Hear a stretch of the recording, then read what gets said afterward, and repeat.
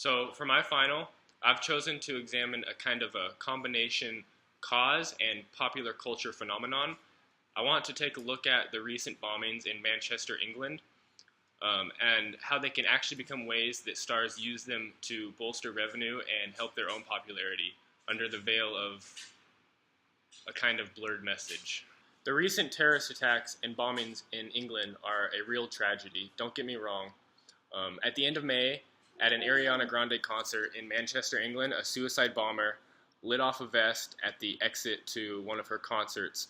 The people who were around the blast, direct vicinity of it, died, and the people that didn't die lost limbs, and their lives were changed forever. Well, of course, Ariana Grande was understandably upset, as anyone would be if someone died at an event that you were hosting. She gathered all the star power she could. The networks, they all came knocking, and a full-fledged benefit concert was born last week. They called it One Love Manchester. Now, I can only imagine the medical bills are going to be absolutely enormous for these people and their families. So all the benefit and money raised in this concert go to those people, which is an amazing cause. Don't get me wrong. That is an awesome thing to do. All I'm trying to do is take a look at this on a little bit of a different level. You have to look under the layers a little bit. Now, sure, all the ticket sales and all the proceeds that were gathered directly at the concert will go to the families, and like I said, great cause. But that doesn't account for the increased popularity that the stars received due to performing on international television. So yes, there is a lot more money churning here than just with ticket sales.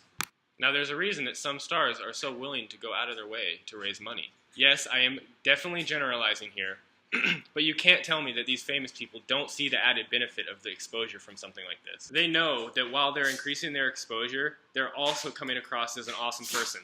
Since the networks broadcasted this concert, more people ended up being exposed to music that they might not have ever listened to before. Some people might like what they hear.